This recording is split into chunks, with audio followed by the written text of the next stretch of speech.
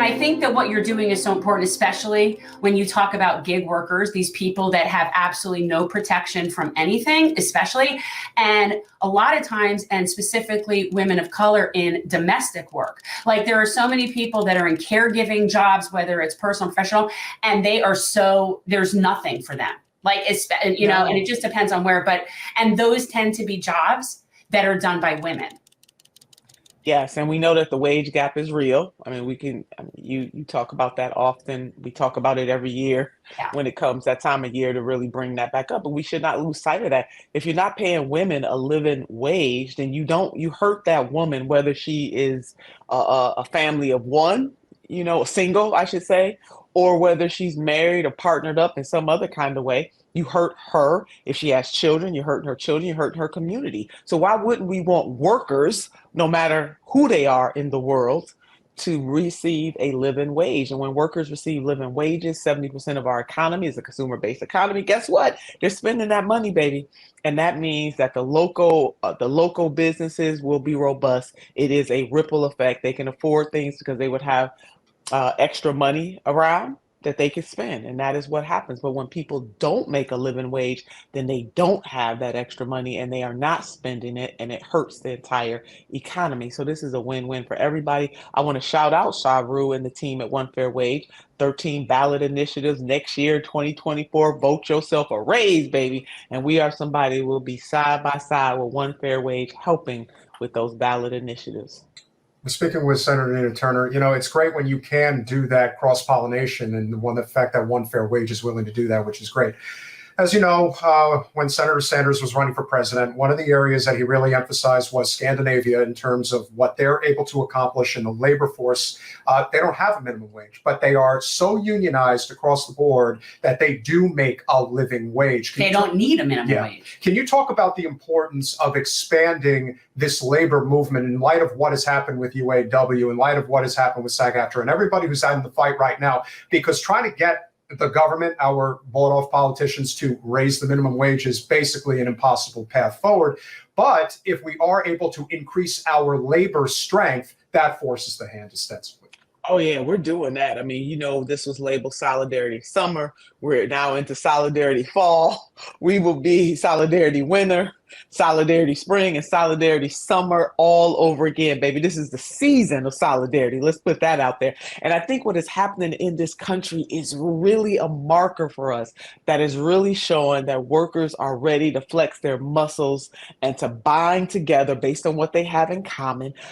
I, Jen, and Peter see a lot of hope and direction within what is happening with the labor movement, because there are people who work in these places and spaces from all backgrounds, all political ideologies, and what they are uniting. They're not sitting there bickering about who voted for Senator Sanders or who voted for President Biden or President Obama or Secretary Clinton, on and on. Pick your candidate, Romney, Trump. They are uniting because they're catching the same kind of hell. And who they voted for doesn't matter in moments like that. That is the key. That is the way to bring people together, to cross-pollinate with workers from different backgrounds, all walks of life, to deal with class issues. And then we need to deal with caste issues. We can do both of those things. And what I mean by caste is that we need to deal with the racism inherent in the system. I don't believe that you can deal with class without dealing with caste. And so, Peter, this is an awesome opportunity as we see what the UAW was able to do under the leadership, because leadership matters, of Shawn Fain. I mean, he let that thing be known. First of all, he didn't endorse any presidential candidate. He let him know, hey, show us who you're standing with, baby. You don't get this for free. Right? Forced President Biden to the picket line.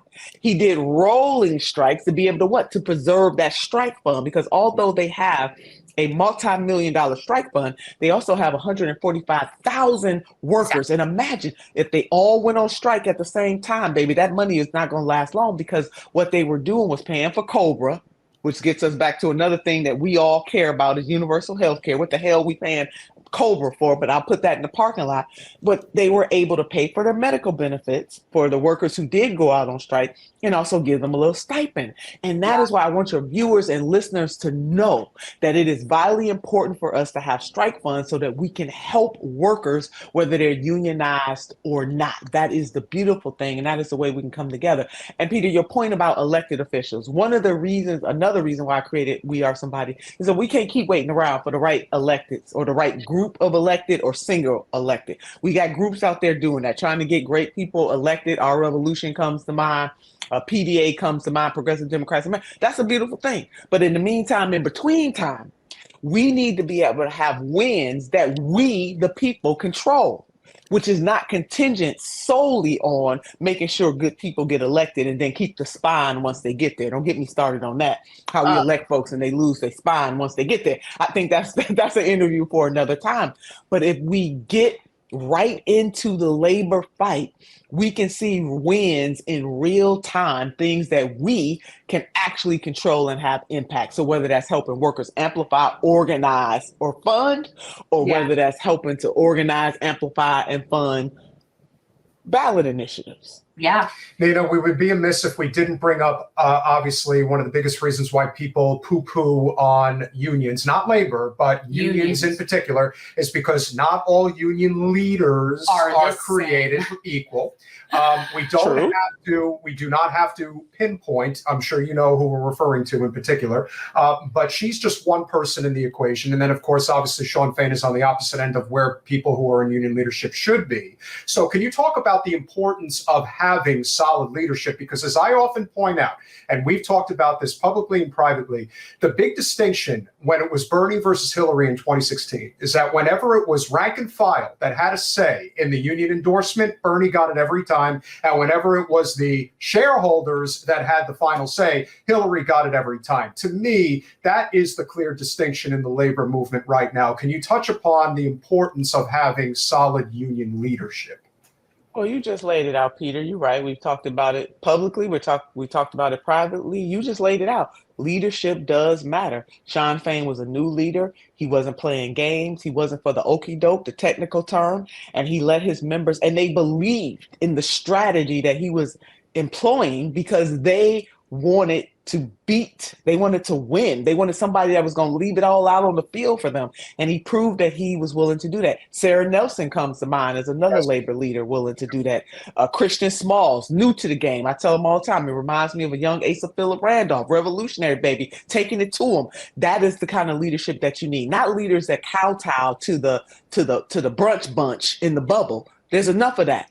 Because if you are not delivering, why in the hell couldn't we have the federal minimum wage increase? It makes no sense to me. But you know why we couldn't? Because leadership didn't want it to happen. Hell, y'all remember, I'm old enough to remember when they blamed it on the parliamentarian.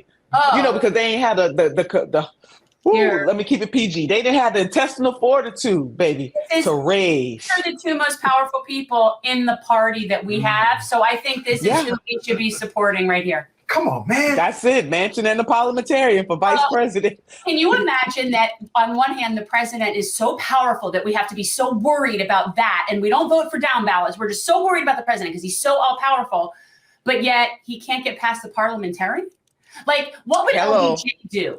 You think LBJ would sit there and say, and be like, oh, I don't know, the parliamentarian. Like, what?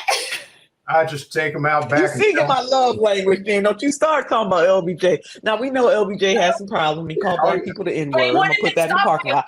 It ain't lost on us, right? But he had the intestinal fortitude that the three of us talk about all the time. He was dealing with segregationalists that were segregationalists in his face. Right in his face.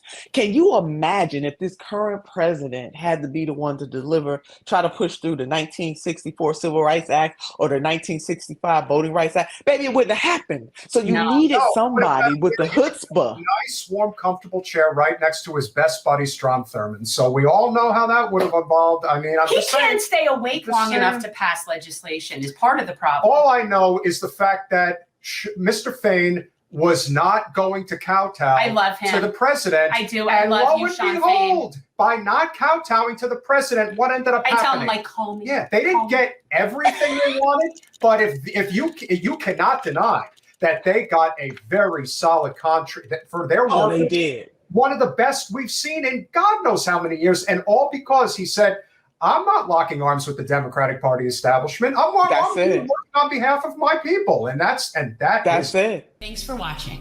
If you want to support our mission to transform politics into service, please like this video, subscribe, follow us on social media, and consider joining our Patreon, where you'll get early access to our interviews as well as other exclusive content. Links are in the description. Peace out.